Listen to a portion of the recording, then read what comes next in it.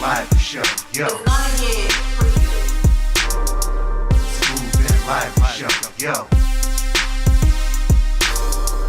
Smooth and life show, yo. It's gonna get freaky. Smooth and life show, yo. Smooth and life show, yo. It's gonna get. Hey everybody, welcome to The Perfect Pair. I'm Tangerine. I'm Marty. Hey everybody! Welcome to The Perfect Pair. This is your host, Tangerine. Hey. And I am Marty. Yes, you said it so official. I am Tangerine. And so I was experimenting because I didn't want to look like I didn't know what I was doing when our guest came on. So I was experimenting before we went live. And now I know what I'm doing. But I had left up my experimentation. So. Oh. But happy Sunday, everybody. It is such a beautiful day. I am feeling good. I am trying to get this tab off and put it on my nail so I can have my She's Press nails on today for the show. And bam, we are on. Our last nail is on.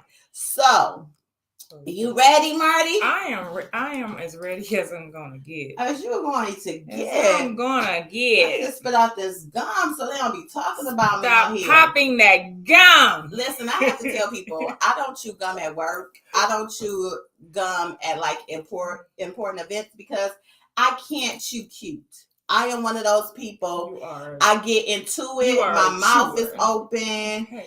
I'm popping. I don't think I smack, but I probably do. But my mouth is like, I get to work on it. I'm getting all that flavor. So I am not a gum chewer at Mhm. all. Really? I am bad incident in my life.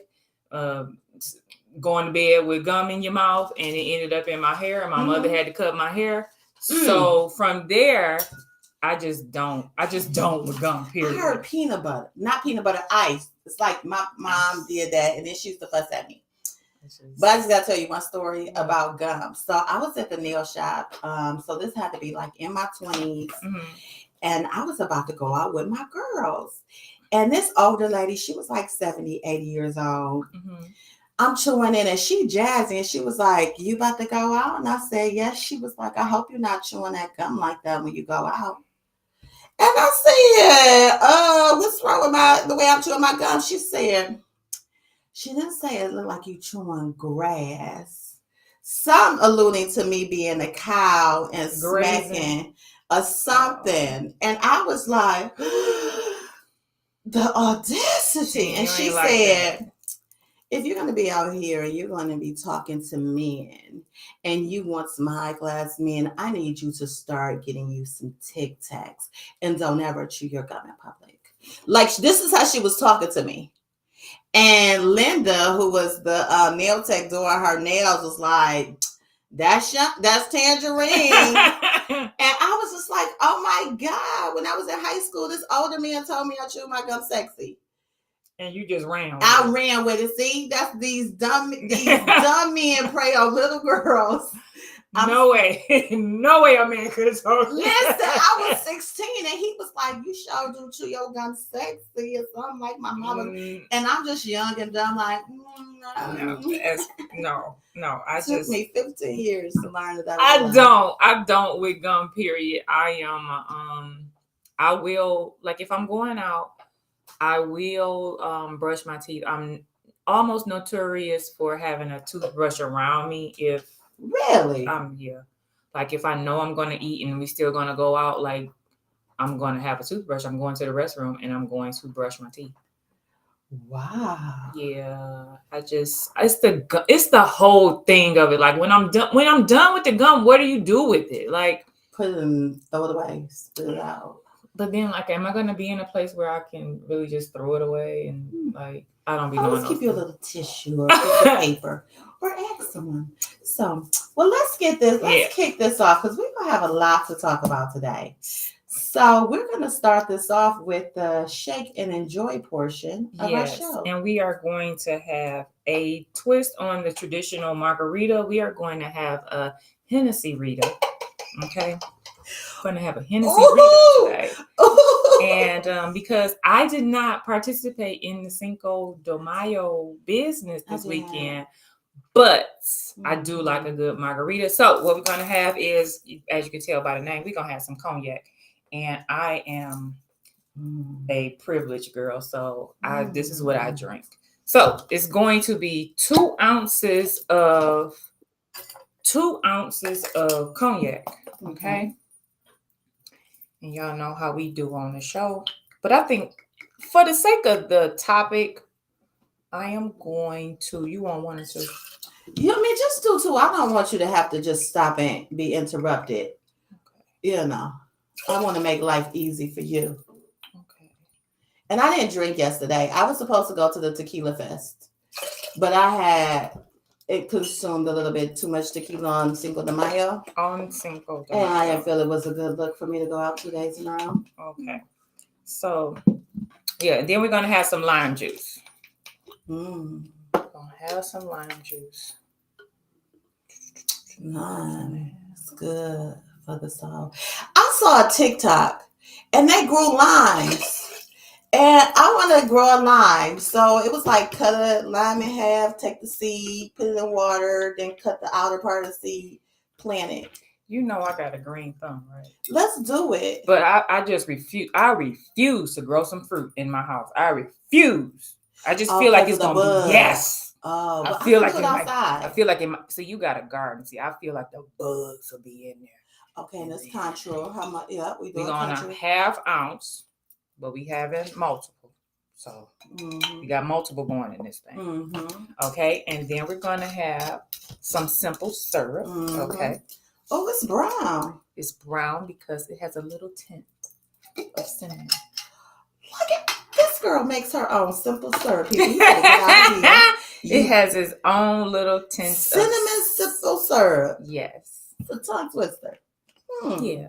Not only does she shake up the drinks, she also makes her own additives. I make my own mixers because the mixers be going. Okay. They do. When you really involved in a situation, the mixers, you look up, she done called me a couple times.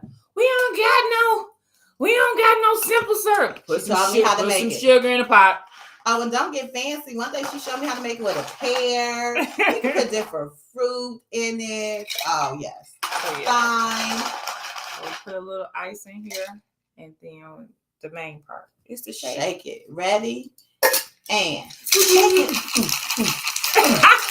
It's the Shake dance. that. It's the Shake song. it. Shake it. Okay, we got a little frost on there. Little frost, little chili willy. This little Okay. piece right here drives me crazy. So, Put a little piece. Oh, on your around hair. the thing. Yes. Oh. Okay. And then just take the strainer. Ooh. And on the screen, please, if you need your Shake and Enjoy or Shake and Enjoy More book, you can just scan that QR code because we are fancy here at the Perfect We Pair. are fancy here at the Perfect Pair. Ooh, this looks exciting. And you know, cognac is my favorite liquor. Okay. Cheers. Cheers.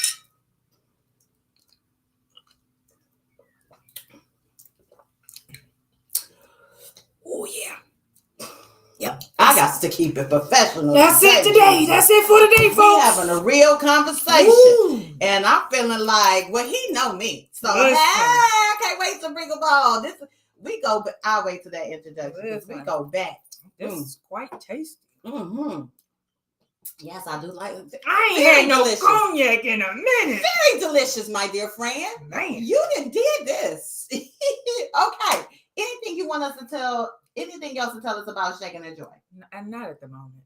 Not at the moment? Okay. Well, let's move on to our second favorite part of the show, the She's Press. So, Yes. as I told y'all earlier, I was putting on my She's Press today. I was putting them on with tabs because I have more sets to do. But I really like these, and I think I want to glue them on and wear them all week to work.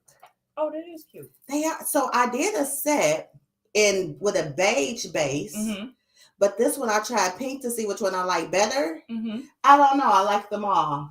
So I like the pink. You like the pink? Mhm. So yes, it's like a little fringe with color on each nail. Yeah. So what's new with She's Pressed is I have like 3 sets I will be downloading today to the website. Mm-hmm. And that is a big thing. I have not added anything new in so long. So I am going to be retiring some sets Oh. and adding some new sets. So I want to revamp it. It's time to change my website. It's been a year. I like to change my website every year. Okay. Just give it a fresh look. Yes. So I've been sitting on things, but yesterday, instead of hanging out on a Saturday night, guess what I was doing? Doing nail orders. So this is what I'm doing. I'm feeling myself. I did these yesterday. They go with my outfit. I wasn't prepared for that. Y'all getting all these hands in this short coffin style, which I can type with. Yes. Look at you. Bless your heart. Bless me. Let me see how I look when I hold the glass. Let me see. Bless her heart, Jesus, y'all. Bless my soul. Okay, so that is about it that's going on with She's Pressed. I'm just really excited to be adding stuff to the website. I haven't done that in a while. So please scan the QR code. Go to She's Pressed. Pick up your nails. Sets to be going out this week. I'm going to try to get everybody out by tomorrow or Tuesday. Mm-hmm. I just been like to do it faster instead of waiting at least 2 weeks. I'm trying to get people out within a week. All right. Makes for a better word of mouth situation. It does if I can get them out like super fast, and I just had to start concentrating and saying you have to go down in the trap house and just do workshop. Yeah, and just do it and knock it out. I put on my Malcolm X audiobook. Okay. I'm reading or listening to it's not the autobiography. Why are you listening to? Because somebody was like, try this instead of the autobiography because it's a different take on things, but it's really good. It is called The Life of Reinvention, Malcolm X by Manny Marable. And it's different because they say the autobiography has a lot of untruths in it. And it gets kind of mixed up. And they talk about some things in the autobiography in this. I can't remember who actually did the audible for the autobiography of Malcolm X, but that's what held me. I don't want to say it was Samuel L. Jackson. I think it was. Okay, Samuel L. Jackson, or what's the other guy? I can't think of the other guy's name right now. But it's a prominent actor, Lawrence Fishburne. Okay. One of them did it. One of them did it. That's what held me. So I'm interested to see. So let me just tell y'all this part, which has kind of got me, and I've never heard this. I don't know if you all have. So we're talking about now, this is right before he went to jail. Mm-hmm. I didn't know about, because again, all I know is basically what I'm seeing on the X movie. Okay. And I didn't know he went to Boston to stay with his half sister and all this kind of stuff. Mm-hmm. And the different jobs he had. One of the jobs, they say he was working as like a kind of like a butler and a house taker care or whatever of this white man who would have men come over his house for entertainment. Yes.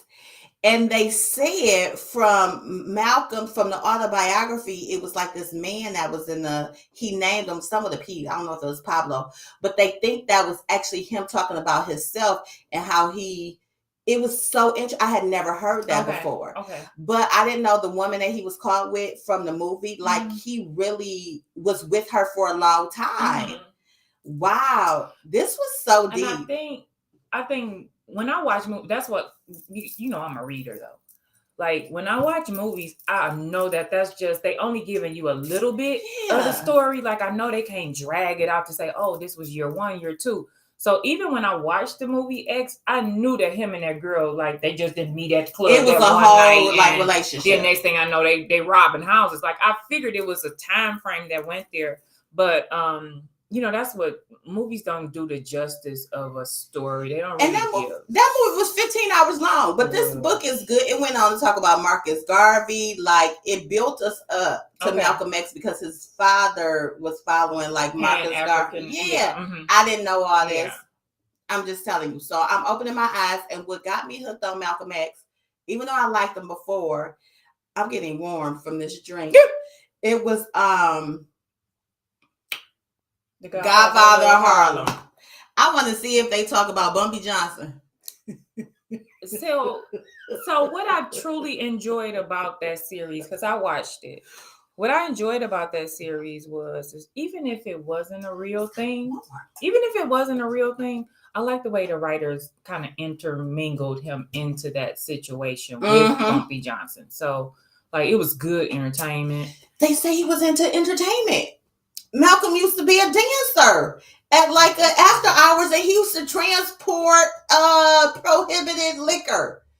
I could see him being a Yes! moonshiner. He used to watch people because he wasn't good at like athletics or anything in like school and stuff, but he had a fascination for, they were doing whatever the dance was back then. I'm learning about zoot suits became illegal at a period of time. Did you know that? Where have I been? So I watch a lot of documentary TV. I'm changing my life. I watch a lot of documentary TV, and the zoot suits, I want to say it was, I don't want to call them Mexicans, but the Hispanics. Yes, it was dealing with them. Yeah. So they called it zoot suit. So the authorities could classify, like, when they wearing them zoot suits, them are people. The military used to attack them. So they put a ban on wearing the zoot suits. Get out of here, everybody. So we have just had a lesson with the perfect pair. We're more than a cute face, good drinks, and nice nails. Listen, trust me. A lot of education up here. There's a lot of education. And this drink will make you get hot. Well, yeah, you are really fan. I am, girl. This drink has me like, ooh. Okay, so I'm sorry to go on a tangent, but it was good. So that kind of went us into what's popping. So I am into that book. I'm fully loving it. That held me a couple hours. Okay. And then after that, I think I'm gonna read the autobiography just to see how it differs. Okay. Yeah. And then I don't know what kind of book I'm gonna go to next. I am currently entrenched in a book. I'm entrenched in a book that Eddie S. Glaude, he is a political commentator on MSNBC, and he's, I forget which university he's a professor at, but he has a book, and it talks about James Baldwin's effect on the culture and the civil rights movement. And when I say, you know, you heard about James Baldwin, you done read the books, but to hear how he spoke on the issues of the United States and the Black population is really profound, because the things that he was saying, it just, you know, translate into present day. Like, that's deep. They don't care about us. Like, let's stop. They don't really care about us. Michael said it best. Like, yeah, and gave it a B too. But yeah, so that's the book that has my full attention right now. So, because we didn't got all of this deep history and stuff, last thing, and then we can get into some fun stuff. I was watching, it was like a documentary on Sidney Poitier. Yes. And him and the lady. Dorothy Dandridge? No. Was it Diane Carroll? Diane Carroll. So I didn't know they had this love affair while they were both married and all this kind of stuff. And he told her to leave her husband, and she was leaving her husband for him. And he changed and stayed with the wife. What?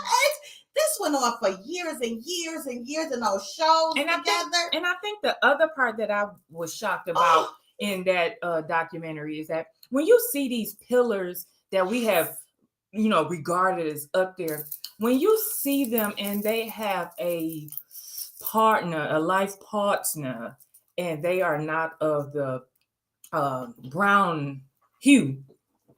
Diane Carroll? No. Sidney Poitier had a white wife? I didn't know that. I thought she was. No, and they said she was, the picture that they showed, she was back. You know what? And then they talked about how he left his wife.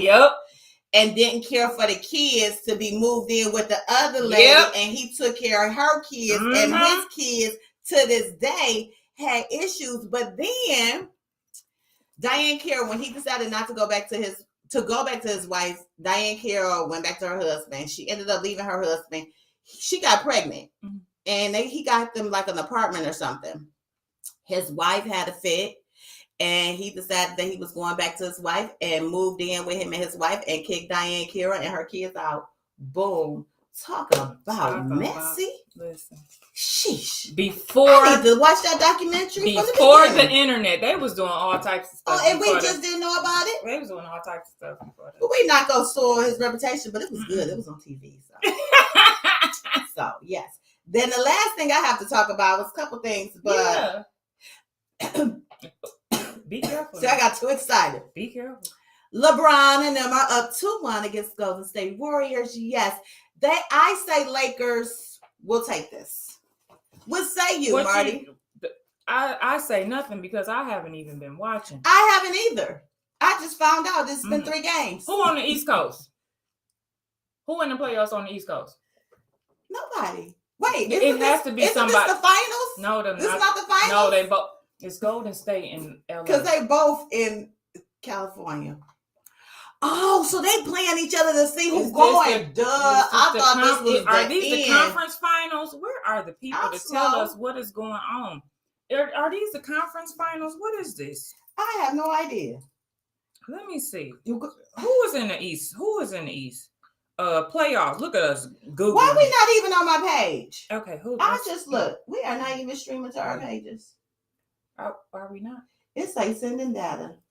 Listen, I don't know. I don't know what's going on. Oh, wait a minute. We're not even in these not even the conference finals. This must be the second round. Because this must be the second round. Because the Suns and the Nuggets playing, and then the Warriors and the Lakers, and then the Celtics and the 76ers playing on the East. Y'all know I'm a bean girl. The Heat and the Knicks. Yeah, okay. So these second round. Okay. No problem. Let me see. Well, I just said it. I'm a bean girl, so I'm always root for the Celtics. I'm always wherever LeBron is, that's where I'm rooting. So that's that. So did you see? You haven't probably been watching it. It's this collector like reality type of show on Netflix, and they auctioned off a LeBron James. What do you call it? A basketball card. Mm-hmm. It went for $2.4 million. Y'all can't tell me he's not the best. No, he at this moment he is. He Y'all need to just get off my boy. At this moment he is. So, and then Chris Brown and Usher, they said they had a fight, but Chris Brown performed at Lovers and Friends yesterday. So, listen, this is where I am with this whole thing. I think it's just too much internet. Mm-hmm. Because if you fighting me the day before, mm-hmm. how would you be on my tour? Or maybe Usher, a stand-up person, and felt like he told the people Chris Brown was gonna be there, so the show must go on. But if you jump me, if you jump me, it's a wrap on absolutely everything. No way you're gonna get on that stage. It's absolutely no way. I'm not gonna let you. No way at all. Ain't no way. So I don't know. I don't know what may have happened, but I really want the people to leave Chris alone. Leave Chris? How about leave Usher? I just want them to leave Chris alone. Chris don't be messing with nobody. Well, Chris don't be messing with nobody. And the same. Like, don't go out here. Like, we are all adults. Crazy. Like, we are all adults. Stop with the violent jumping people and what you doing. Like, it's not worth it. It's not worth it, people. Let's make love, not war. Violence is never the answer, people. So all right, I'm ready to get this show popping. Are you ready? Because we have an interesting topic. We do have an interesting topic, but before we move further, I would like to send our warmest thoughts and sincere prayers to those affected by the mass shooting in Dallas yesterday. It just shows the state of affairs we're in right now, Mhm. because I still remember Columbine.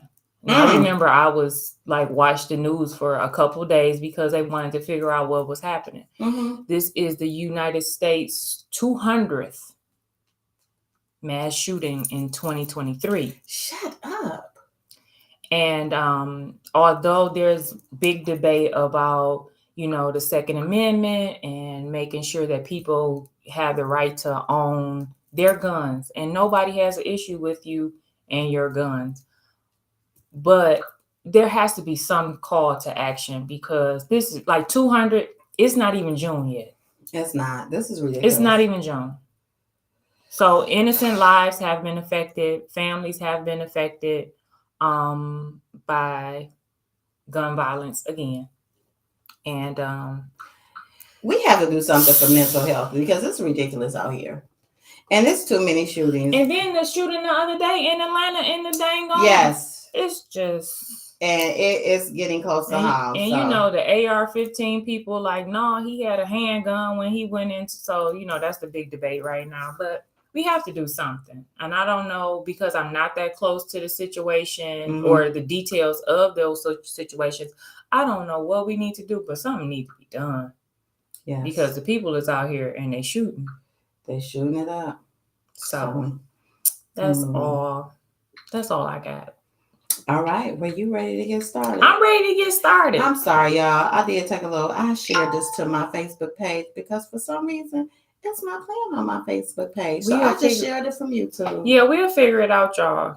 We will figure it out. So if you can't find us on Facebook, just go to our page and click on the link. You'll get directed right to YouTube. Mm-hmm. So we have a serious topic. A serious topic. It's called the second chance in life, and I'm going to bring to you a guy who I have known seriously. I think I've been knowing him since I was like 20, so about 20 plus years. He has seen me grow up from a crazy college student who didn't know what was going on in life to now the Tangerine that you see before you today. He knew me before I was Tangerine. How about that?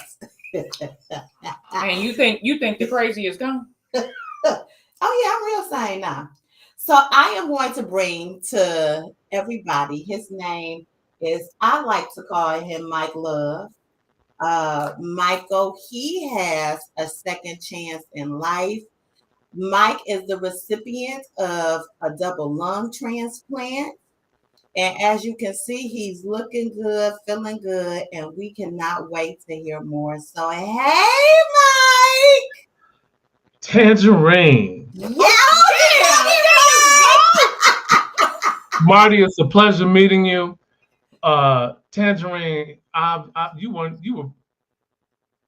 it was before you turned 20 when I met you. I started at the nail shop at 19. Bam. He said bam. There was. Now, in honor of the way you guys party, I don't drink at all anymore, but I did put some Pepsi in my good Waterford Crystal goblet to celebrate on your level, okay? Cheers. So, it ain't nothing but Pepsi. Anything else in here, I'd have some problems before this episode was over. And we don't want those problems. No, Listen here. So thank you for being on the show, Mike. I really appreciate that. You have been just a wonderful, since the beginning when I met you. You have always been, as we call each other, family. You are my brother from another mother and father. Yeah. But you have a story. When I met you, everything was fine and dandy. We laughing, chopping it up. I'm learning life from you all. And then things took a turn. So can you give us a little background about yourself before transplant life? Before transplant, I was working, had a very good job, and was out in the world trying to do the absolute most. I wasn't living with no regrets. I wasn't taking no names. It was like, I'm about to do me, and I'm going to do me how I want to. Mm-hmm. So there was a time where I started not feeling good. Mm-hmm. And I used to be a smoker, cigarettes only. Mm-hmm. And I had quit. And I'm noticing that I'm like a little short of breath, but it wasn't nothing to alarm me. Mm-hmm. And I'm thinking, okay, well, I do know that the lungs do go through a process of their own, the healing process after an individual stops smoking. But it didn't get better, it got worse. Mm-hmm. So now I'm struggling a tad bit, not a whole lot, but just a little bit. Things are becoming a little bit more of an effort. And one day I was trying to go to work, and for some odd reason, I got up that morning and I just couldn't get it together. Mm-hmm. Just couldn't get it together. And I have days like that all the time because I'm like, I don't want to go to work. But this day, but this day in particular, I was just dragging and I just couldn't figure it out. So I got in my truck, got to work. I was getting out of my truck trying to get to the building and I couldn't do it. Mm. And I'm like, what's wrong with me? But I'm still playing it off. I'm not thinking it's anything serious. And I struggled. I made it into the building, and it just so happens that I saw my boss shortly after I got into the building. And I told him, I said, you know what? I can't stay. I gotta go to the doctor. Mm-hmm. Something's wrong here. So I get back in my truck. I go off to the hospital. I go through the ER, and they did some X-rays and the attending physician came back to me and he said, well, I made an appointment before you with a pulmonologist tomorrow because I saw some things on your chest X-ray Mm-hmm. that I don't really know what it is and I don't want to lie to you.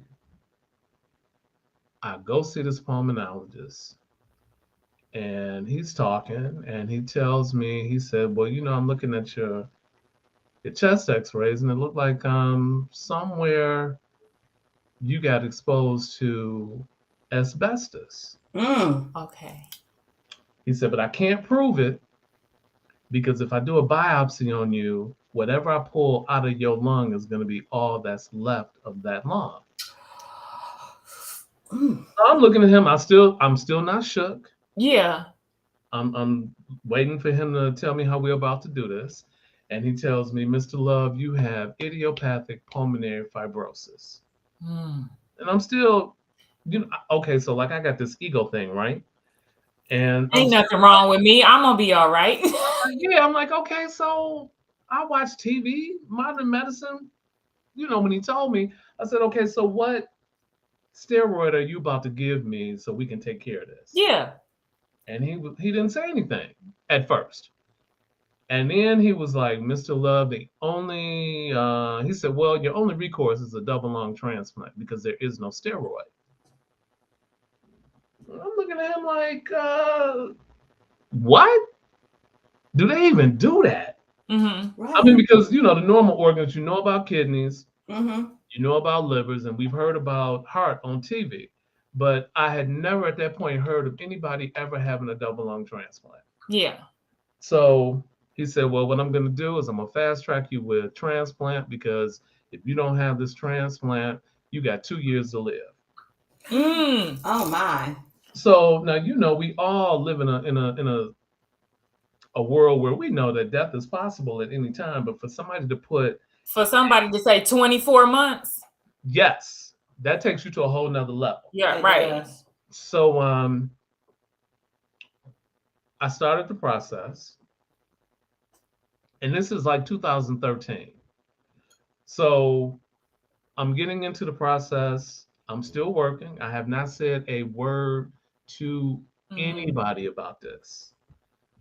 I didn't want nobody at work knowing. I had decided I wasn't even going to tell my family. Mm-hmm. So I figured based on how I was feeling at the time I was diagnosed, if that was all there was to it, okay, I can do this. And then what it would end up being, I would call my sister and tell her, okay, look, I need to go to the hospital. I'm not feeling good. And I let the chips fall where they may. And I'm going through this process. They had me in what is called pulmonary rehab. And that's something that everyone with pulmonary issues goes through because it allows you to maintain your strength. Yes. Go through all of this. So we're going to fast forward to 2014. September 2014, I went to Europe. Okay. Had no business going over there with what I was facing as a health challenge, but I was like, I got an opportunity here. I got to take advantage of it. And I think you're also thinking about those 24 months that they told you about. Well, I can take you another step after that. He told me 24 months. I went straight into denial because I was like, there's nothing with me where I only got 24 months to live. And I didn't think about it. My struggle is getting a little bit worse, but I'm not thinking about it because I just can't handle that at that time. So I go September 14, I'm in Europe. I come back home. I go back the day after Thanksgiving, and I'm there till almost Christmas. But when I go back the second time, I'm in Zurich, and I'm there around the time of my birthday. So I'm celebrating my 50th birthday in Zurich. Wow. And I'm like, I was struggling while I was there. My coworkers were looking at me like, well, what's wrong with you? I was like, I got sinus issues and all that. It's hard for me to breathe. I could identify with sinus issues, but I couldn't identify with lung disease. Right. So I go over there and I come back, and 2015 was the beginning of something different. It's getting harder and harder for me to navigate. So by June 1st of 15, I was off work, and I'm at home waiting for this oxygen to be delivered to my house because now the pulmonologist is telling me that's what I need to be on. That's what you need. 24/7. Mm-hmm. I was told this on a Friday. That weekend, I laid around my house online because I was like, oh, they're going to give me one of those little portable jobs that I can have that in a backpack. Won't nobody know what's going on, and I'm going to continue to live my life. So, I'm looking for a Louis Vuitton. I'm looking for a Gucci. I went to Coach. I was looking for something high end. Yes. If I'm going to do this, I'm going to do this big Willie. Hello. Monday afternoon, they delivered the oxygen to my house. I have never, ever felt heartbreak like I did that particular day. Because it made it real. Not only did it make it real, but I didn't get those little cute. No, he got the big tank. I got the big ones that come thigh high. And I was like, with the card that comes. Yes. And I was like, what am I going to do with this? And I sat there because I had them bring it and leave it like in my living room. And my living room is basically right outside my front door. And I had them leave it there. And when I looked, he brought me 12 tanks. Yep. Dang. And I'm like, oh my God, how sick am I? And all of that was just, it was just, I couldn't handle it. And after I sat down and I was like, I went into my den and I sat on that couch and I prayed like I have never, ever prayed before in my life. And it was something about after I finished praying, because I'm like, Lord, I'm sorry for all the things I've done. I repent of this. I repent of that. This is something I can't handle. I need you to come on in and do your thing. And and I'm crying to the point where I really had to change shirts when I finished. Because I'm wet up under here, wet all down here. It's one thing when we pray for, like, maybe say you want a new car, you want a new house, even a new job. To live. But I'm praying for my life. You're right. Mm-hmm. That was a whole different kind of thing. So after I finished praying, this peace came over me. And I wasn't worried anymore. Something about that name, Jesus. And my struggle to the table, I call the operating room the table.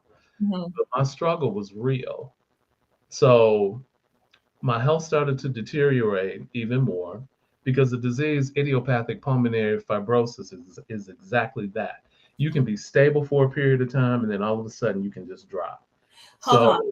By this time, did your family know, or are you still going through this alone? now this was a crazy thing. Like I said, I got let go. I left work on a Friday, and that started my leave.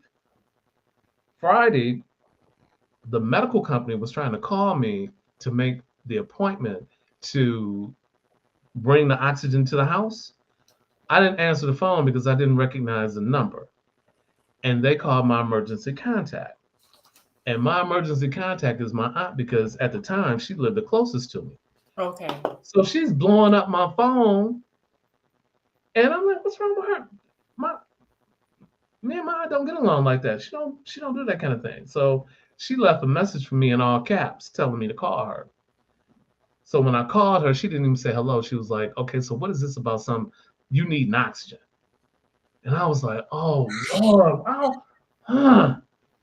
So I had to tell her. And as a sidebar conversation, one of the worst things that happens when you tell somebody that you've got something going on with you is that people stop listening to you and they start interviewing you. And all they do is they want to ask you questions about this, and that. And as a patient, that's not what you need. You need somebody to ask you, how can I help you? You get tired of going over and over and over again how you got to this point. So if you really are trying to be there for that person, just ask them what they need and then let them bring that conversation to you. So when the oxygen got to my house, my aunt called everybody. She called my aunts, and they were calling me trying to find out what could they do, what did they need, how did we get here. And we had a little discussion, but we had a pact. At that time, my grandmother was still living. And I said, I don't care what you do, but just don't tell grandma I'm sick. Because if she finds out I'm sick, she'll leave here. And I had to finagle some things to keep her from knowing what was going on with me. I'm my grandmother's first grandchild. And we have a bond that was like ridiculously crazy. So she knew something was wrong with me, but she never said anything. So I'm going through all of this. With transplant, there's a lot of testing. And they test you from the crown of your head to the bottom of your feet and every nook and cranny in between. Because basically they're assessing your overall health to see if you're transplant eligible. Okay. If you've got something that they can cure, or if you can live with it, if you've got something that you can live with and you can still get the transplant, that's beautiful. But there are some situations where some people are not transplant eligible because of pre-existing conditions. And that varies by institution. Each transplant clinic has its own set of rules. And for anybody that's listening that is trying to get a transplant, you can shop your transplant around. If one clinic tells you no, go somewhere else. And you can be listed at multiple places. Okay. So I go through all of this, and this is June when I first went on oxygen. By July, I was no longer able to drive. September, I was hospitalized for the first time because there's what they call a 6-minute walk that they give you to evaluate how much oxygen you need, and I kept flunking it. And every time afterwards, I would be put in the hospital for a couple of days. And so that first time I was in the hospital for maybe say like 3 or 4 days. October rolled around and it was the same thing. I had to do the 6-minute walk and I got admitted to the hospital.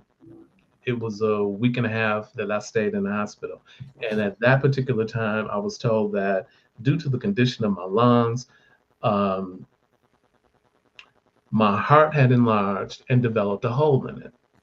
So What? I've got this hole in my heart that's keeping me alive and killing me at the same time because the hole is allowing all that pressure to escape, but it's also not allowing me to get all the oxygen that I need. Yeah. So now I'm retaining fluid and I'm losing weight, but I don't know it because for every pound that I lost, I gained it back in the fluid I was In the getting. fluid. So physically, I never changed, but there was a big difference in between what I actually weighed and how much water I was carrying. So November 15 rolls around, and backtracking just a little bit, I went through all the testing. In August of 15, I got listed. I was on the transplant list in August. And I think it was, I want to say October, I got a call from lungs. Got the call, got to the hospital. I was ready to go. They had me prepped and ready to roll me in. And the doctor came back and said that the lungs were no good. And that's a Wait a minute. You What? said they got you prepped, so you're in the hospital. You about to go into surgery, and They like, think they got 2 lungs. okay. This is how the process works. Generally, what they try to do is they try to time it so that when the organ rather, gets to the building, you are on the table, open up and ready to go. And it's just an even exchange. right. Take out what's in you and put in what's come in. So I was at the hospital. I was in the room. They hadn't even rolled me down to the operating room. With this particular time, I was in the room, just like, ooh, come on now, because I'm ready. Come on, I'm ready. And then the surgeon came in and said that the lungs did not pass inspection. And through it all, you got to keep a very good attitude. You do. And you know, I ain't got the sense God gave me sometimes. So I'm laying up in this room. These people have just told me it's not about to happen. And I was like, y'all need to feed me because I'm hungry. Mm-hmm. And so they were like, we'll get you something. I ate, put my clothes back on. My family took me home. And I think, yeah, that was October. So November, I was in the hospital because my aunt had came by to drop off my medication. Mm-hmm. And the CVS that I was using at the time is about a mile away from my house. Mm-hmm. And when she called me and she said she was in the car and she was headed my way. Now, Chandra, you've been over my house and you know how my house is laid out. I got an older ranch, kind of typical. I got a long hallway that the 3 bedrooms are off of, and at the end of that hallway is the main bathroom. So when my aunt called me, I had to get myself together to get out of the bed. And when I opened up the door for her, she was just pulling into the driveway. We got to my door at the same time. And it took me all of that time just to get out of the bed and make it down my hallway. And I let her in and she looked at me. She didn't even say hello. She was like, well, what you got to do today? And I'm like, I was supposed to go I had an eye appointment, I think it was. She was like, no, I think you're going to go to the hospital today because you don't look good. They got me down to the hospital, going through ER. I got admitted. And at the time I got admitted, the attending physician said, okay, we're admitting you because you have congestive heart failure. Okay. I didn't know that. So I'm like, okay. But you know what? I didn't get upset because with that whole process, God was with me every step of the way. I was just about to ask you that, Mike. Like, what coping activities or mechanisms were you using during this time? Because it's a very, to me, It is. It's a very long time from the time you were diagnosed. You know, now you've been in. It's been one false alarm. So now, you know, you thinking this about to get resolved. So now you're back in this place. You have the oxygen. Like, what are you doing to cope with this? And I see that your faith is in God, but we all kind of stumble every now and again because it's like, why me? Like, so what were you doing? What was keeping you together during this? Honestly, it was my faith Okay. because I was in an unknown situation. Mhm. And as an independent man, I've been making things happen for myself for a long time. Ooh. And I was in a spot where there was absolutely nothing I could do to help myself. So I had to rely on him. Mm. Because only he could bring you through something like that. Mm-hmm. And there were many times that I would just lay in the bed because I just didn't have the strength to get up and do anything. There were decisions that I had to make that I never, ever thought that I would have to make. If you can't breathe, ain't much happening for you. Listen. It's not. Ain't much happening for you. It's all. Listen. I don't even laugh, but just it's like for real. Ain't Listen. much happening for you. And I was sick to the point where I really had to decide what days I was getting into the shower because I had lost that ability. For me to get dressed was a 4-hour ordeal. Now, like right now,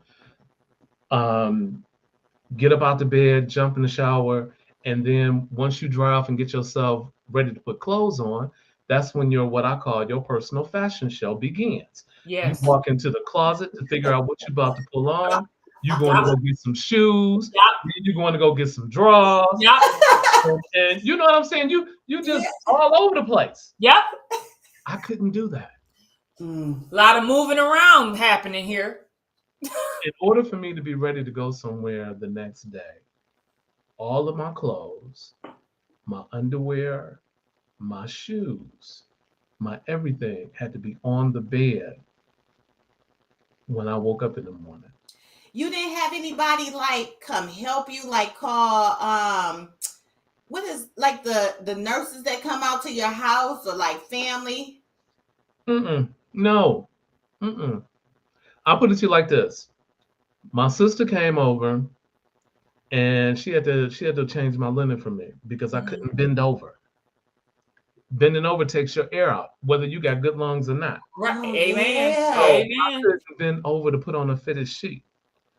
My family knew that if they came over to the house, whatever dishes were there, they washed them because if I cooked, wasn't no cleaning. You were still cooking? I had to eat. But I'll put it to you like this. I wasn't cooking like you know me to cook. Okay. I was barely doing enough to make it because I had a friend that me and you both know. She used to do my grocery shopping because when she went to do for her house, she would ask me whatever I needed. And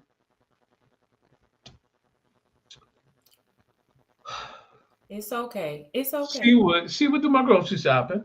I had another friend that would when she left work, she made sure I had dinner. It's okay.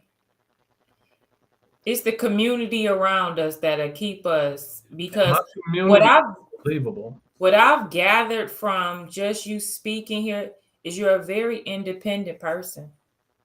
Very independent. So this kind of puts you in an unfamiliar place. So you was going to try to do as much as you could by yourself without getting your community involved, but your community was there for you. Sidebar, this is just Pepsi, people. I don't drink anymore, but I had to conform to where I'm at. So I just snuck and asked Marty, can I have one more? I'm just supposed to have one. We ain't having no more. I need one more. This is touching my soul. Well, just mix it lightly. Just I'm being Cayenne today. Thank you. This is a very emotional thing for me because I've seen things that I don't wish on nobody. Mm-hmm. I've seen things that I wish everybody had. The love that my inner circle has for me is immeasurable. Yes. And they all came together Um, my boy that used to cut my hair would come to the house because I used to try to make it to his hair salon, but dragging them tanks, it got impossible. Yeah. So it's difficult to be sick, to be in your right mind, and then watch yourself be in a point where you can't do today what you were able to do yesterday. That's an unbelievable feeling. Okay, I know your faith, and did you ever get mad? Like, was there's a time you went through denial, you went through keeping your faith, but was there ever a time that you were just angry at what was going on? I didn't get angry until after I had the first transplant, and I called Jeffrey Feiger because I'm ready to sue my employer because I really feel that's where it came from, but I can't say that it did. Okay. I was ready to sue, and I figured based on what I've been through, the three of us should be rich somewhere on the French Riviera doing this and not. Wait. You understand what I'm saying?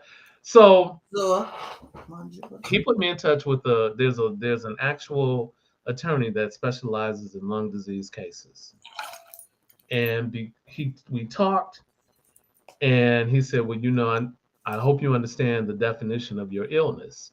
And basically, idiopathic pulmonary fibrosis says, yada, yada, yada, yada, yada, the scarring of the tissue of the lungs, yada, yada, yada, or your body attacking itself. And that clause right there eliminated me from being able to sue my employer. Okay, so I'm about to go back to this timeline. So you went and the lungs weren't ready. They said that they couldn't, once they were reviewed, they couldn't do the transplant. When did you actually get your lung transplant? The first one was November 17th, 2015. So you went from June to November and got that. Yes. Wait, it wasn't two lungs at the same time? He had twice. I did this twice. He had 2 double lung transplants. So people for out there, because I did just say one because I wanted that to come out. So he had both lungs replaced one time in November 2015. Then how long did those lungs last before you had to get another one? You know what? I would still have them right now had I not gone back to work. You went back to work? 2 years later, I went back to work, and I went back to work with restrictions.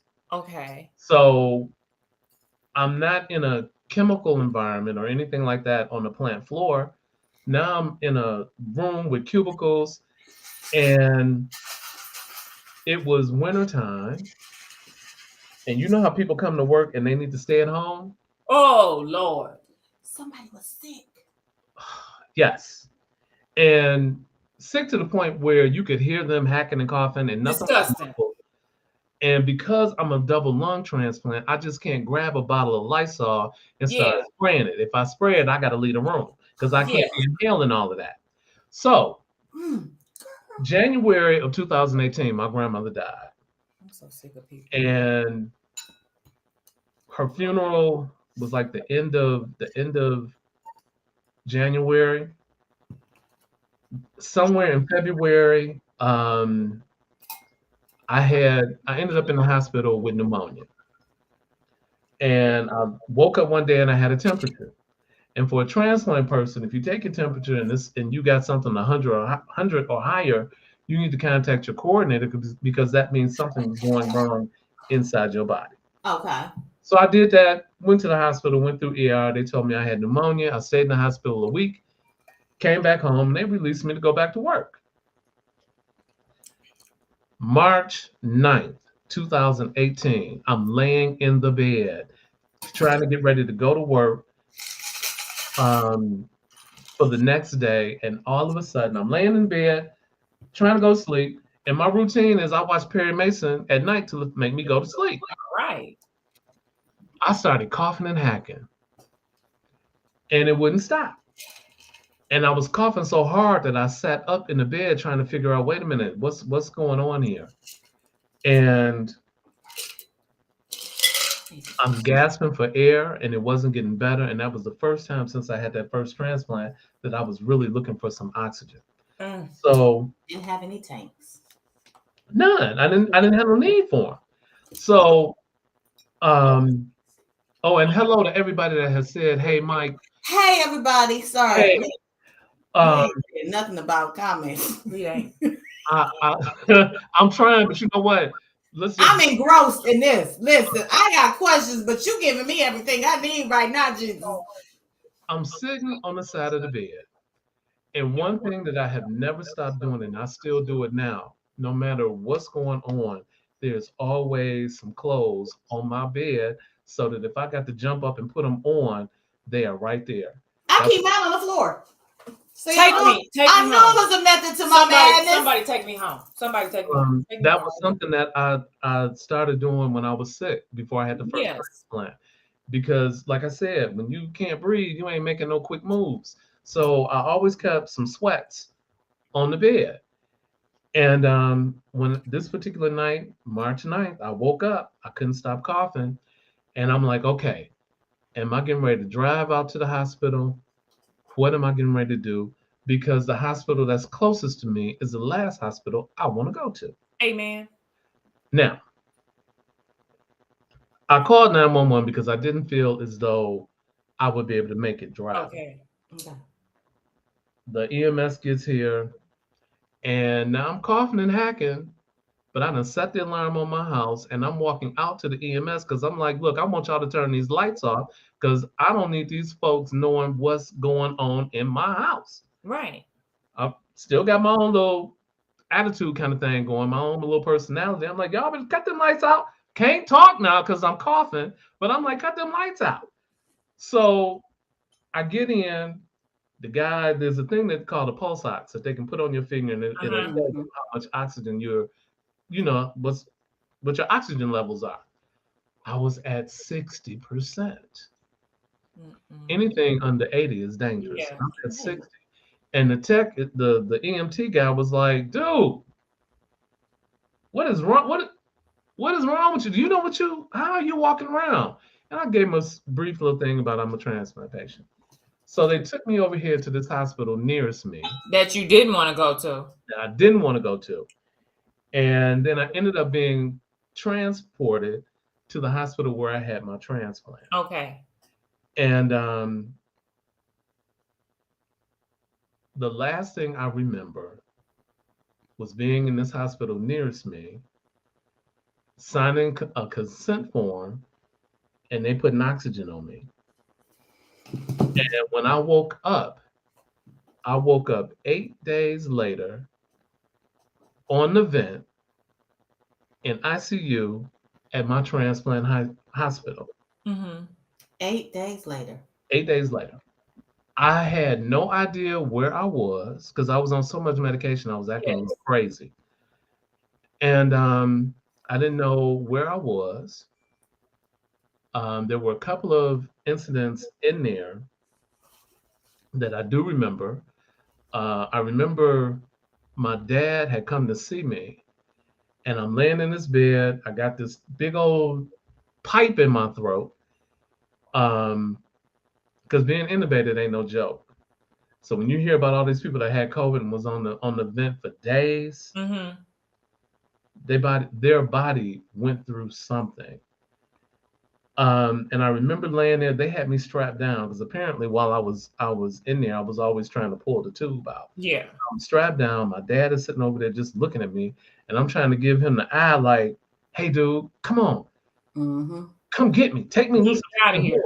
And I'm laying there. I'm like, "Oh, I know my daddy gonna cuss these people out, and he gonna get me. He gonna set me free." Psych. Right. That's not what he came there for. He got up and he looked at me, and he saw I was trying to communicate with my eyes, and he saw me, and he was like, "Let me go get a nurse." And I was like, "Dude, you are so useless." And Not today. I was like, "Why aren't you taking me home?" You weren't ready. I had no idea where I'm at because it didn't look like the last place I was. Yes. And when I fully came out, it was 8 days later, and I was on the vent long enough for my body to start breaking down. So They had cleared my lungs, but I couldn't use my legs. What? So when you're out like that for a long period of time, your Yep. body starts breaking down. Yep. But 8 days? Oh, Hey, it don't take It long. don't take long for your body to start shutting down. But I'm thinking because you're on the ventilator, it's giving you oxygen, so Mm-mm. everything should still be working. No, but the body functions on its own. The ventilator is there for the lung capacity. Right. Everything else is still operating like. But I'm thinking you're getting the oxygen, which is allowing the heart to beat. The vent was allowing my heart and lungs to work, and that's it. It wasn't like it was causing my whole body to work. It was just functioning on those two places. And You know what? when they cleared me of all of that, go ahead. I was just like me thinking, like not knowing about this medical stuff. As long as your heart and lungs are working, everything else is working because those are the two main factors. But you got to remember, this is mechanically. Yeah.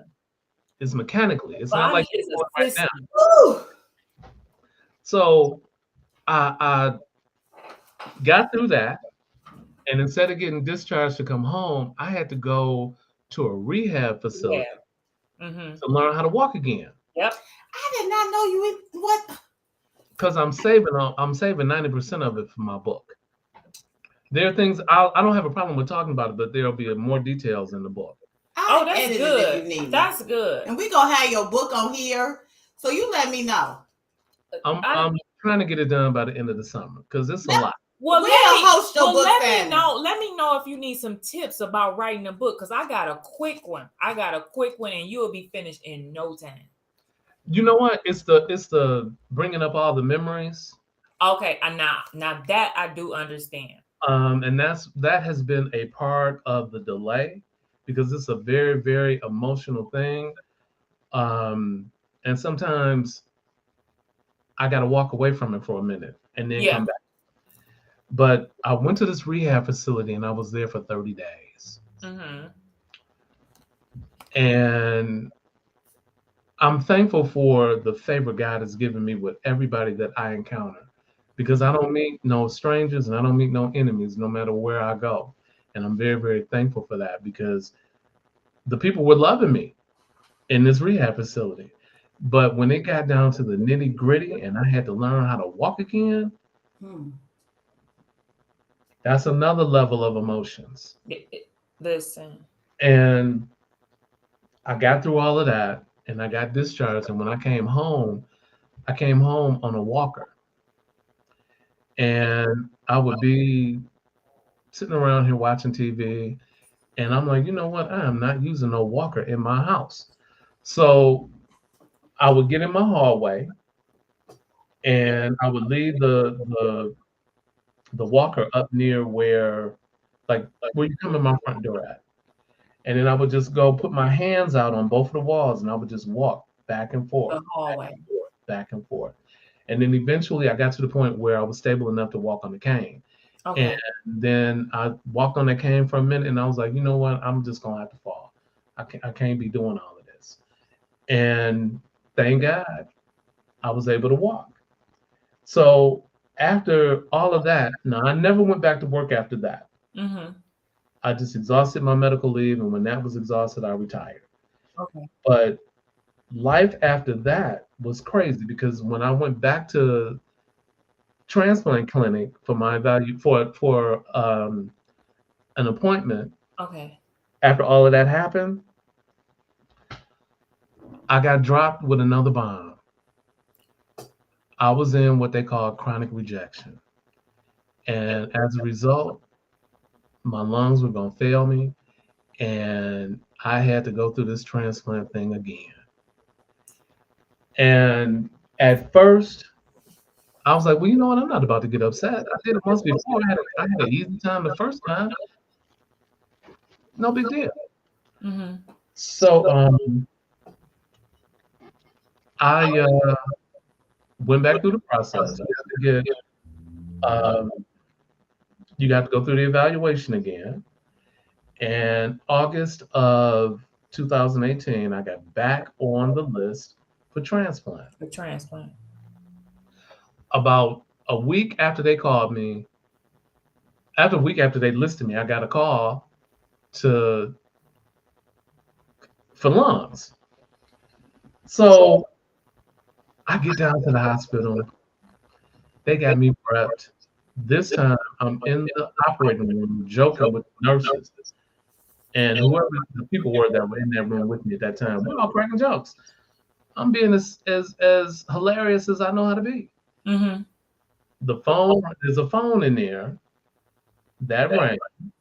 The nurse answered it and she was like, "Oh, okay." I knew then I wasn't about to have no surgery. Uh-huh. So I was like, all right, just give me my clothes so I can go home. Because it was in the wee hours in the morning. Okay. I go back home and I come home to get my house together. Because I don't want to come home I don't want to come home to no crazy house because I'm figuring these calls are coming in. No telling of when The next organs. Yeah.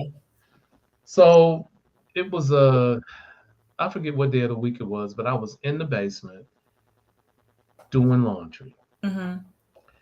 And I'm trying to get it all together. And the phone rang and they were like, "Okay, Mike, you got a couple hours to get here. We got lunch for you." I called my sister and I was like, "Hey, you got keys? Let yourself in. I'm gonna be in the shower. I gotta go to the hospital." So with this waiting on the second transplant wasn't as hard as waiting for the first, because even though I was back on oxygen, I could still get around a little bit. It wasn't nowhere near as hard as it was with that first one. So I pulled myself together, grabbed my bag, and I made it on down to the hospital. Got down there, had the transplant, and this time it was completely different. I woke up in recovery. Okay. And I woke up in recovery and I was awake for the following 8 days. Okay. So I had no sleep in 8 days. I had all kind of hallucinations going on. I was seeing things. What was this about? You know, it's not uncommon. When a person is getting ready to go through transplant, you're on immunosuppressants. They got to take your immune system out to put this organ in. Mm-hmm. Then you've got all the anesthesia that you're going to be on during the process, during the surgery. That combination sometimes can be crazy. Mm-hmm. So when I woke up in the recovery room, and I'm like I said, I was seeing things with my eyes open and with my eyes closed. And at first, I didn't want to say anything because I'm like, oh, these people are going to put me in that rubber room and put me in a straitjacket. Mm-hmm. And eventually, I did say something, and they started working on solving that problem for me. But I had to deal with that for a long time. Mm-hmm. I had other medical complications. I had just about everything that could happen during a transplant happen to me. I had an infection during the process. It was just real crazy. So with all the things that I went through, eventually things started calming down and I was starting to return to myself, because the person that I remember being during that time period, I was out of my mind. It was very, very crazy because they also had to have an attendant for me, somebody to just watch me, Mm-hmm. to make sure I didn't do anything crazy, because I had a psychotic episode where at times I really didn't know where I was or quite understand where I was. And when I woke up from that surgery, I couldn't use my right arm. Mm. And then my left arm, they were trying to find a vein and couldn't find it. So my left arm turned purple from my shoulder to my wrist. And once again, when I woke up from that one, I couldn't walk that time. So I got all of this going on and I can't walk. So it wasn't like I was going to really run away, but I think if I had been able to walk, I would have left. But I had a lot going on. And thank God, the dust started to settle and things started to normalize. And once I got out of the hospital, because I was there for 43 days, and that's not abnormal. I have transplant friends who have been in the hospital a whole lot longer than that. And there's some that have had to be hospitalized to wait on a transplant Mhm. because of their need for oxygen was greater than what could be Greater. in their home. So when I finally got home, it was the same thing. I had to figure out how to navigate. I came home on um, a walker again, and it was back to the same thing. I'm trying to navigate my house best I can. And when I came home, the hospital came out and put a computer in my house to help monitor my vitals. Okay. So I had to be up and my vitals had to be recorded on this laptop by 9 o'clock. So it wasn't I can lay in bed all day. I had to get up and go take care of it. Right. I want to say a couple of months after I came, it wasn't long after I came home. During the night, I got up to go to the bathroom. And the last thing I remember was washing my hands. And when I woke up, I was laying on the floor with my face into my nightstand, and my head was in a puddle of blood. And I'm looking around, I'm like, oh my God, somebody done broke into my house. I'm having all kind of things run through my head. Right. But I passed out. And I have a platform bed with a ledge around it. Okay. When I fell out of the doorway of my bathroom, You hit the my head hit the platform. So I got 911 coming out to the house. They bandaged me up, and they're trying to get me to go to the hospital. I'm like, no, I got to go to my transplant clinic. So I already had an appointment that morning to go see transplant, but instead, my bride got there. We just went through ER, and I ended up with 6 staples in the back of my head and a 3-day hospital stay because they wanted to find out why I passed out. Why you passed out? And that was, I think, the last major thing that happened on my way back to my new normal. And from there, it got better. And fast forward to now, I do a lot of work with my transplant hospital. I'm a volunteer there, and I talk lifestyle issues with transplant patients and their families. For the Lung Transplant Institute at that hospital, I do one-on-ones with lung transplant patients. And just to try to give them a heads up as to what transplant life is like and how to adjust to being a lung transplant patient, because there are certain things you can do to eliminate unnecessary stress. So I also volunteer with Gift of Life and Gift of Life Michigan and Gift of Life MOTEP. And MOTEP deals with minority education for the transplant and organ donation process. And we as people of color need to truly understand that, yes, some things happen to our elders and ancestors. Some things are happening to us. It's not something that's happening to everybody, but the organ donation process is real and we need to participate. In Michigan alone, there are approximately, I think it's 2,800 people waiting on kidneys alone in the state of Michigan.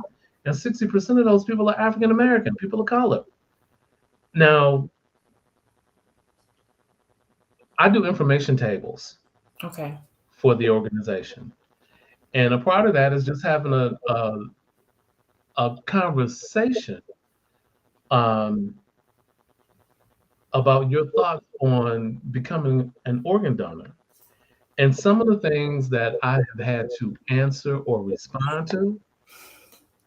Now, my face gives it away. I don't have to say anything. My face gives it away. Look, my mama has slapped me in the back of my head several times over the course of my lifetime because of my facial expression. I don't have to say anything. But I've had people say some things to me that it's their truth. I can't, if that's your truth, what am I to say about that? The only thing I can do is help educate you. For example, the biggest one that I get is if I put my name on this list, somebody is going to come searching for me to get me because I decided to be an organ.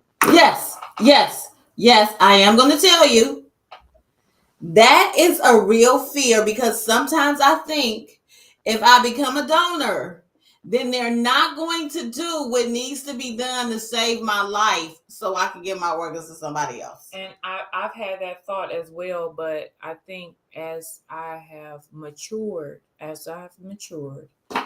feel that when I go in to renew my license and, you know, claim my participation, I feel that if I could, and it was solely a movie that made me want to do it. It was the 7 with Will Smith?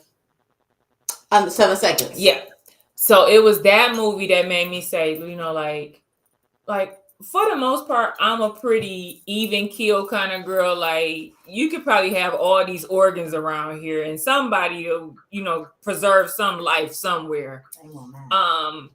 But I have been able to dispel the idea that they're going to come get me and take my organs from me because, oh, well, she don't need them right now. I have got rid of that. I just feel like I'm going to put my name on the organ donor list because, and this is a hard brag that I'm about to do. Like, I feel like I take care of myself. And if somebody can use what I got to extend their life, then go ahead. They can't use this liver.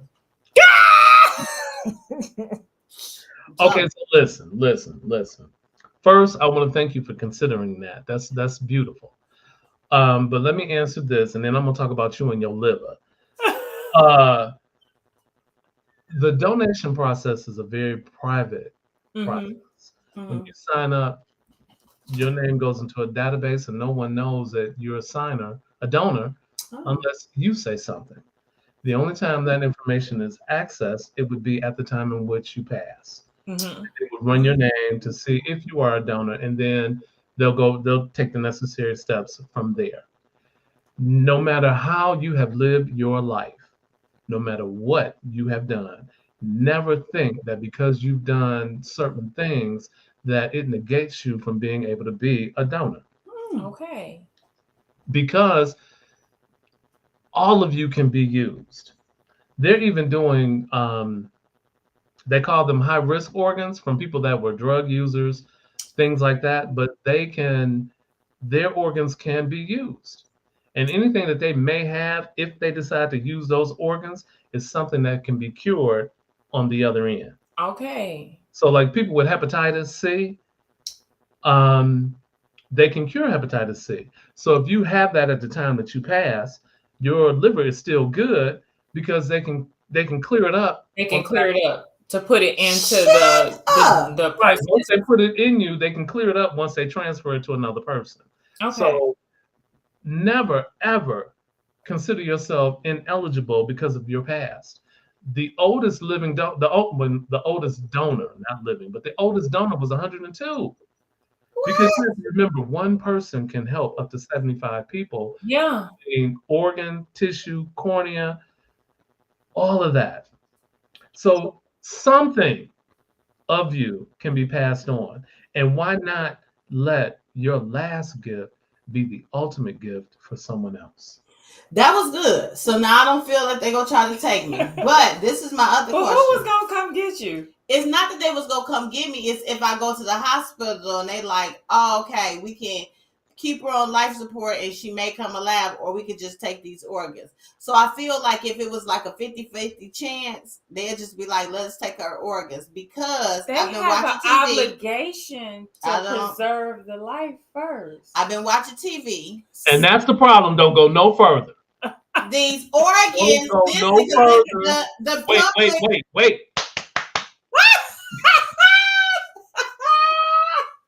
Listen. Television does not talk to anybody with real transplant life experience when they make these shows. It does not go down where Marty is over in room 222, Tangerine is over in room 300, and Tangerine need a kidney, and Marty about to die. So we're gonna take her kidney and run it across the hall and give it to Tangerine. It does not work like that. All that stuff that you see on TV is strict, pure foolishness. Well, let me tell you what I have heard, and I read this too, not just on TV. Okay. Go That ahead. they have all these people that are killing black people and selling their organs on the black market. So I'm wondering, is it a difference in black people's organs and white people's organs? Or is it just because we're less likely to be searched for, so they're killing us and taking our organs? But Mike just said that. Did you say it was 60% of the recipients that are looking for This organs? is the black market, so this is the rich He white said people. they was black people. Okay, so listen. What black people you don't got enough to pay for an organ? In Michigan, it's roughly 2,800 people waiting on kidneys, and 60% of those are black. I know some, but he said the ones that are on the list to receive 60% are black. But it was a story some years before COVID about, I think it was in Vegas, they were finding dead bodies of black people with their organs removed. And they were saying organs are being sold on the black market. So I'm wondering, is it a different in functionality with us, or is it because we're less likely to be investigated for our deaths? Damn, that was deep. I don't know. I got medical insurance. I'm going to hospital. So. But listen, now there are situations and countries that will do that. It was here Somebody was here. in Vegas. Ain't the United States a country? It sure is. So now listen, that is a sad reality. There are people out here who feel that they need to resort to that in order to get what they're looking for. There are people out there with all kinds of money that will put that kind of hit out on people because they're in need and they figure they can afford it. But the reality of the situation is no one is coming after you because they saw your name on a list. Okay. No doctor is going to not treat you well because he saw your name on the list. The list is private. Only certain people have access to that. Your doctor doesn't have access to that before he treats you. So if you got a doctor that's not giving you all that you need, that doctor is just somebody who shouldn't be practicing medical. You know, they need to go home. Mm-hmm. But you cannot believe everything that you see on TV. And I know how real they make it. And because of that, the donation process suffers. Because in reality, nobody should ever have to die waiting on an organ. No. Because and I hate to use it as this kind of analogy, but the reality of life is that people are leaving here every day. Mm-hmm. For whatever reason, they're leaving here every day. And as one person leaves, somebody should come off the list for something. Yeah. It shouldn't be where you got a cousin that died waiting on a kidney, or he was waiting on this or that. And as far as organ transplants, everybody can receive an organ from anybody. So as a black man, I could take an organ from any nationality or person, because lungs are lungs, livers are livers. The only thing that makes us different is the outer coat that we wear. Our insides are all the same. So it doesn't matter. And depending on, and I don't think gender plays a part in it either. So like if you, because like, for example, with lungs, you need to be approximately the same size Yes. and Right. same blood type. because you got to fit Oh, Yeah, you gotta be the same blood type. fit those lungs in that chest cavity. So somebody that's 7 feet, like I couldn't get Shaq's lungs. They wouldn't fit. lungs. He 8 feet tall, and I'm just down here like a 5'9". So that wouldn't work. But you got to be comparable in size for lungs. With all the other organs, they have specific criteria. But the one thing that has to be in common is the blood type. The blood. Is that for all organs or just lungs? All organs. Oh, okay, I didn't know that. Mike, and I truly appreciate you coming on this show. And your story is, I look forward to reading the book. As I said before you joined us on screen, I am a reader. So I look forward to the book coming out, reading your entire story. But I think I appreciate you the most for kind of dispelling this myth we have about donor participation, because it's something that they just haphazardly ask us when we go in to renew our license and, do different things. And now we know that the list is private. We know that any average individual can help up to 75 people if you just put your name on that list. Like, I was sitting here when he said, I'm sitting here trying to count the organs. Like, what they want, my fingertip?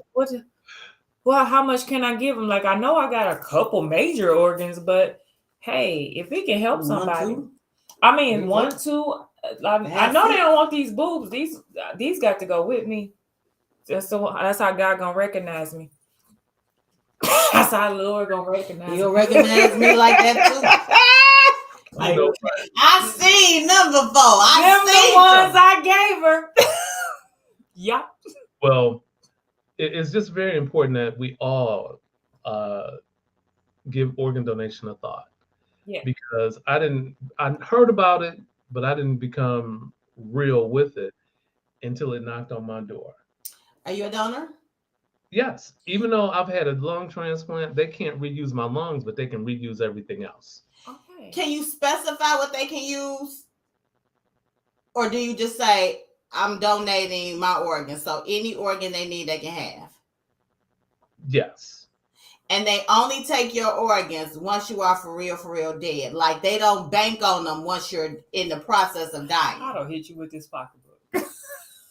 I'm being serious. They're not going to write you off. No, I'm saying they can bank on them. Like, they may be like, okay, she about to die. What can we use from her? She's been on life support for 4 days. What can we use from her? Or do they just be like, oh, she expired. Now let's see what we can use from her. Okay, so like you can be on life support and basically your body give out. Yep. You can be on life support and your body give out. Yep. So a part of the process is that after you are gone, because there's several ways of the way that they collect the organs. Yeah. And I don't want to get too much into it because on that particular part of the equation, I can't dot all of my I's and cross all of my T's. Mm-hmm. And I don't want to give out the wrong information. Mm-hmm. But they are not going to make plans ahead of time per se. You gonna have basically both feet on the other side before anything start happening. I may become a organ donor now. I mean, I'm asking you. I'm asking you as your big brother. I'm asking you as your friend, and I'm asking you on behalf of everyone who's on a list waiting for an organ to give it some serious thought, because there are a lot of people leaving here and they don't have to. And the only reason that I considered it is because I have no desire to be buried. Like, my plan is to be cremated. Really? I don't want to be cremated. I want to be buried. No. I want a whole spectacle. So yeah, so that's why it was high on my list, because I'm like, if we just keep living like this, and I'm glad that he gave the information about like whatever I'm like, I don't got nothing, but like if it's something that I do have, then they can cure it. Or if I got high cholesterol, it's not gonna travel with my with my liver. Like, okay. But if I can offer somebody else an opportunity, because I've seen death so many times. Mm. I've seen so much death in my life. Mm.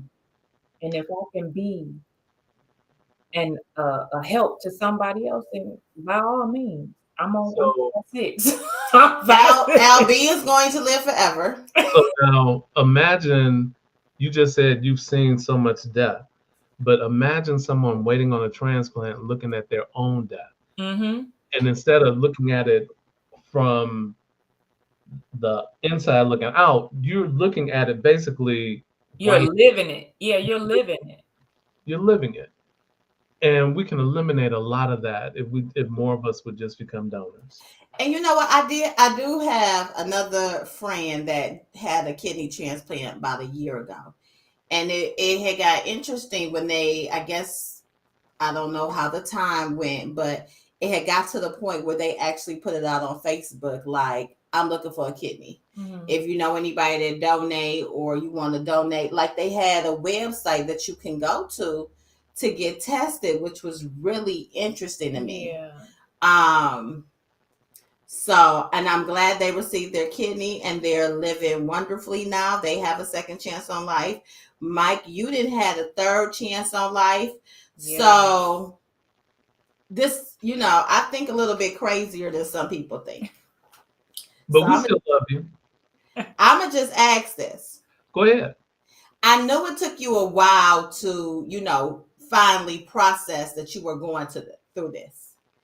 When you finally processed it, was it as if this, like, I have to do A, B, C, and D? I want to check this off my bucket list. Did you ever go into that mind frame? Like, I'm just about to live La Vida Loca, YOLO.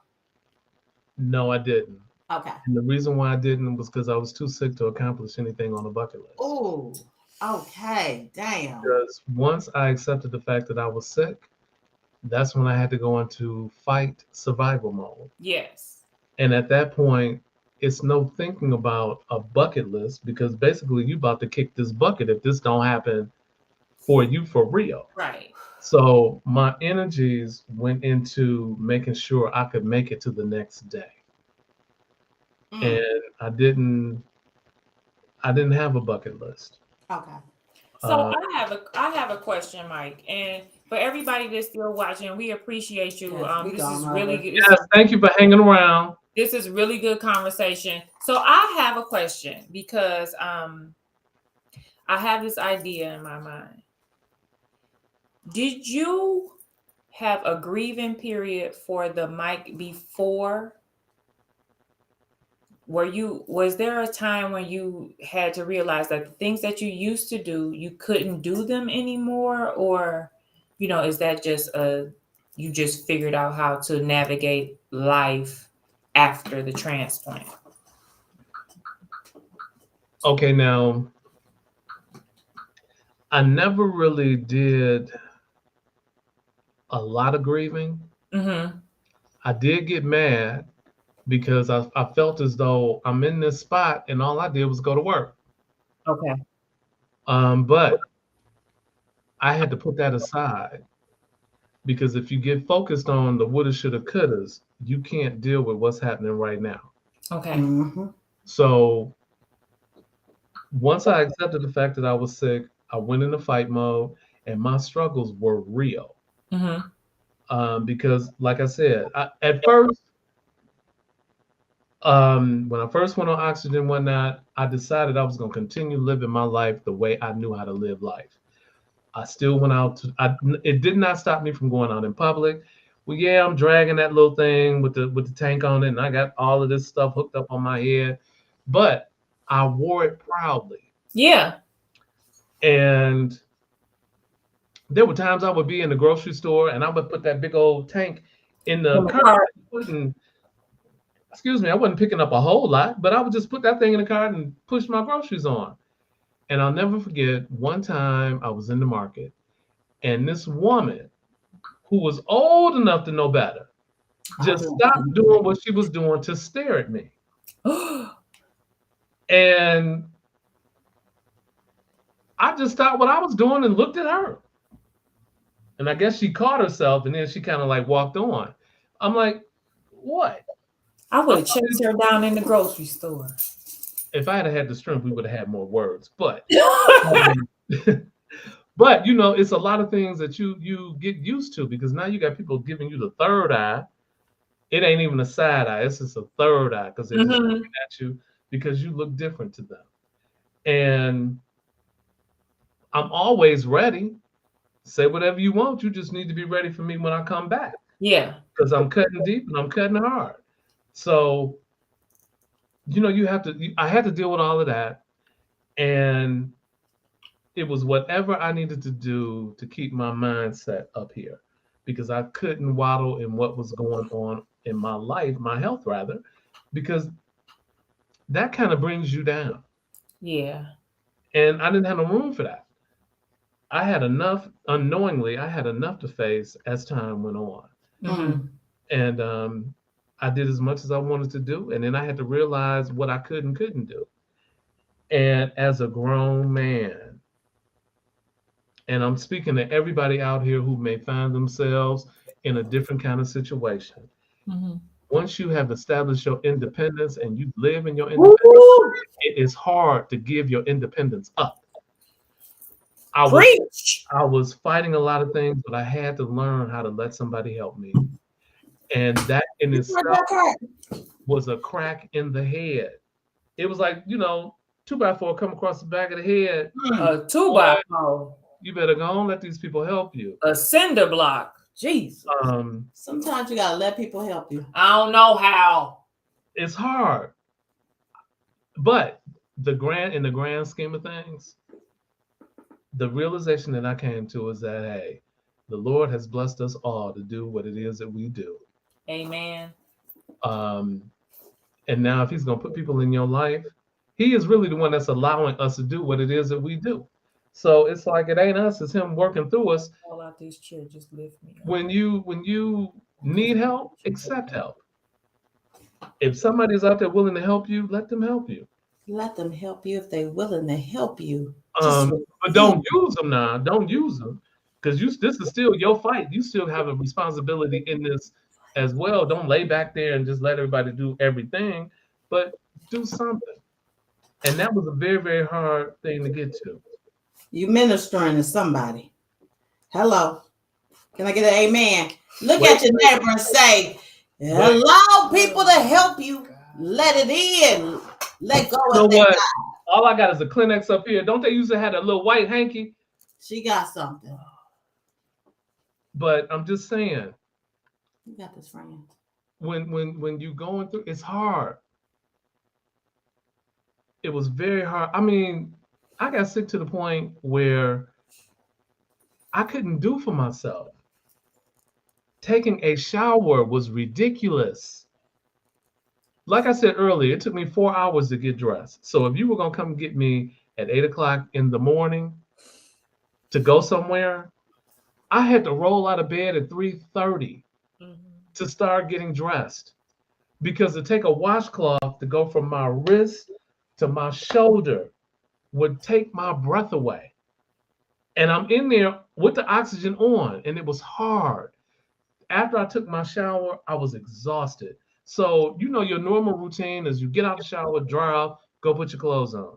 I had to come out of the shower, put the lid down on the toilet, and sit there until I got myself together.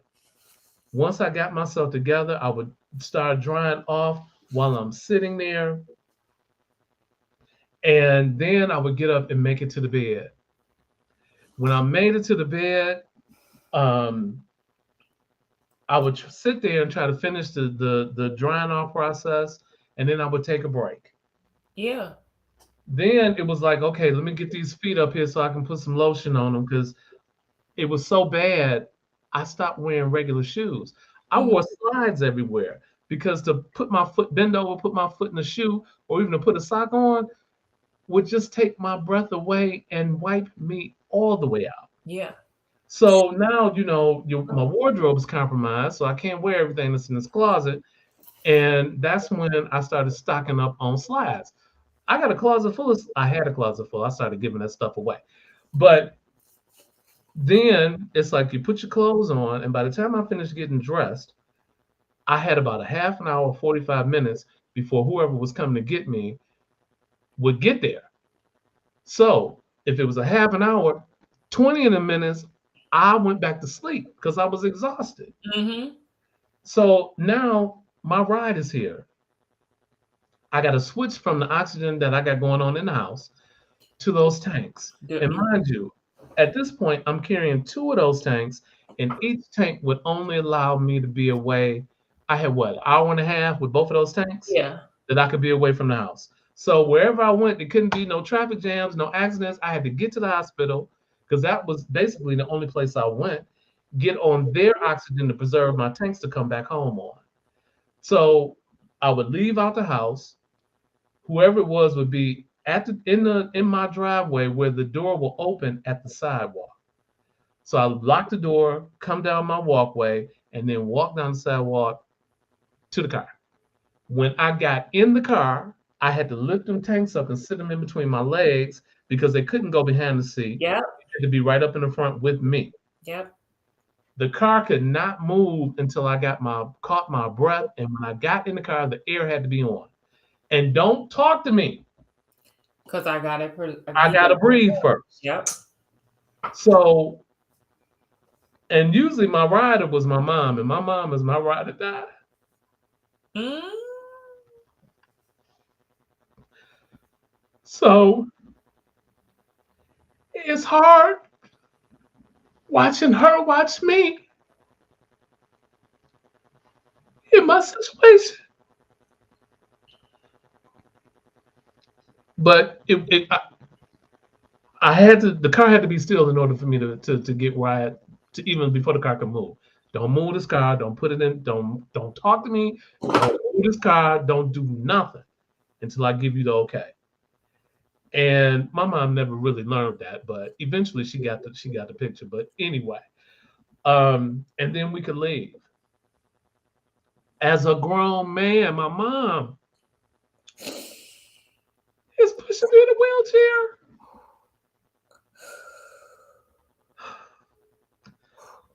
Making sure I get everywhere I gotta go. And at this point, let me see. I think my mom was in her 70s, early 70s, because she's 80. She'll be 81 this year. But my mom is in good shape, and my mom gets around just as good as I do. And she was there. I'm in the hospital. She was there. That was hard. You know, I'd be like, Mom, take your butt home. I'm good. Just go home. Stay there. I'll call you if I need you, but she was right there. This journey is something like you will never, ever know. And I can't put it into words. There are highs in this journey and there are lows in this journey. And I'm putting all of my business out here because, one, this is a cause that I stand behind. And I really just want people to give being a donor a thought. Well, we thank you. Because if 2 people hadn't said yes, I wouldn't be here. Yep. So I'm thankful for the process. I'm thankful that it's here, and I'm thankful what I can do to help bring awareness to other people. I thank you guys for this opportunity. I thank you. Because for however many platforms I can be on to spread this word, I thank you. I'm there. And the other reason why I do what I do is because I thank God that I do not look like what I've been through. Amen. Baby, because you're looking good.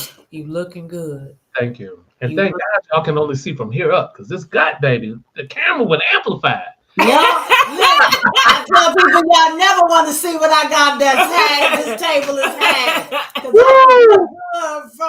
From the torso up. Listen here. You know, so I mean, you know, I really thank you guys, and it's been a ball sipping on. Wait. Let me do this authentically because y'all was able to do it.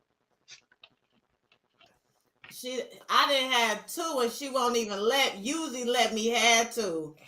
But Mike, you are a blessing. LB, we get your butt on the show within the next month. Yes, we put him on we here. gonna get you LB, on the I show. love him.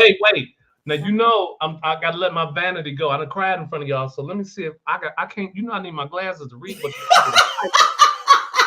So see, you know what, Al? I get it. Now my mom was picking me up for all of my appointments. I hate wearing these things like this. You know, I be trying to be cool and stuff, but with these contacts, everything is a blur. What did he? 'Cause I'm scared. What are the contacts helping if y'all From can't far see? away, but now he need this for real. Oh, okay. See all of this. But This is why people think that I just want to man the computer because I like it. No, it helps me read because sometimes that be too far and I got to focus in. This helps me read comments. Yeah, crazier thing is like I can read these. So if you don't see her with this computer over here, then I got to read all of these And comments say them out loud. and say them out loud. But no, we have went extremely over time. But to me, this was worth it. This was So worth it. I thank it's supposed to be like an hour and a half. We're going on 2 hours. But I thank everybody. Mike, you have been and you are a blessing. I truly just, I really, and I like that I just met you. But I appreciate that you were able to share a word about the organ donation process because we don't, I understand that Black people we skeptical of the medical industry. We are skeptical. We got our issues with the medical industry, but if we can help somebody, you know what I'm saying? Like these lungs and liver ain't gonna do nothing with the worms. Like let somebody have it. You know what? Like I mentioned, I do information tables, and some of the things that I've had said to me, literally, if I could just slap you, I would. But I can't do that because I understand where it came from. Yes. A lot of us take our beliefs based on what was passed down through our lines. Mm-hmm. And I had a man tell me that he couldn't be an organ donor because he wanted to look good in the casket. And I'm like, well, then you better not have no autopsies. You know what they do for you in an autopsy? But they take them out and just throw the mugs back in. I couldn't say that. I had a woman tell me she didn't want no one messing with her. I had a woman, because she said she didn't want nobody chasing her down because her name was on that list. No, I don't want nobody coming after me because I done said I would. You trying to take him early. I don't want nobody. I'm trying to go to the doctor, get healed, and he won't heal me because my name on the list. Hello. Things like that. And then because of the ridiculousness of Hollywood, the way they portrayed the transplant situation is ridiculous. It doesn't work like that. And that is one of the biggest things that educates people who are not going to put themselves in a situation to educate themselves for real. Mm-hmm. So you figure because it's on TV, it's real and that's how it happens, and it doesn't. But the bottom line is so many of us are leaving here because there's not enough names on the list. Mm-hmm. And like I said, one person between organs, tissue, skin, corneas, you can help up to 75 people. So your body is never too old and your body is never too raggedy. And literally it's never too diseased to help someone else. Because I read in the paper now, they're even doing HIV to HIV transplants. Oh, wow. And that's new. They're starting to do that. So there are people that are HIV positive that can donate their organs. Wow. So yes, it's just amazing. There's really no reason for a person to say no. I can't fight you because you do, but there's no reason for a person to say no. And once again, it's a very private situation and nobody really knows that your name is on that list until that time in which you expire. Thank you. Thank you. You've so opened much. my eyes to some things because I am one of those that have been part of the myth. Just been believing the crazy stuff, but this has made me really think. When my cousin, she has sickle cell and she's passed now, but she will always get blood transfusion, and that is what started me to donating To blood donate blood. because she would be in there so often, and we wanted to see if I was a match. Mm-hmm. So because of her, I started donating blood until they told me I couldn't anymore because I became too anemic. See, and I couldn't donate blood because I was anemic, and then it's all God's grace. Yeah. I'm able to now because we didn't got that thing out of here. I think that's because I done gained these extra 20 pounds. And we're not talking about weight because Okay. Jesus, I'm gonna cry. Okay. But Last thing I'm gonna tell you is Gift of Life has a thing where a slogan, rather, campaign, if you will, where we're asking people to check their heart. I want you to check your heart. And basically, check your heart. look at your driver's license, and if you don't have that little red heart on the front that indicates donor, Yeah. if you live in Michigan, you can go to golm.org and become a donor, or you can go to donatelife.net if you're nationwide, if you're outside of the Michigan area, and you can sign up to be a donor there. You said, what is the thing? golm.org. Or Gift of Life. Donatelife.net. So is it two different lists, Mike? Is it a regional and a national list? It's one list, Okay. but you access it from different ways. Okay. So did I get it right? To become a donor, golm.org or For Michigan residents. You said who? For Michigan residents. Okay, hold it. It gave it put it changed it and put a space. Donatelife.net. Save. Okay. Yeah, we'll put that up. And then if anyone is interested, please go to the links shared on the screen right now. And we thank you. We really thank you for this information. This is good. More than welcome. And the reason I'm gonna leave is because I gotta take my mama her dinner. I made her oxtails. Ooh, Mike! I'm cooking seafood gumbo for the first time on Mother's Day. I'm gonna have to cook something one day. Mother's Day next week. Oh. I'm gonna have to cook something one day and bring it to you because you have cooked for me during COVID and bought me some food over. I came over the other day when I got my coffee pot and you gave me some tacos. I'm gonna cook for you one day, Mike. Well, you know what we could do? What? You guys think about it. One day you can just do this from my house and I'll cook. Love it. Love it. Sign me up, baby. I'm already there. Love it. I love you. We'll just do how we do and introduce the world to that. I love it. That is perfect. I will be calling. I do. I always call on invites. I thank everybody for tuning in. Well, we thank everybody. We thank you, Mike. You have been such a blessing.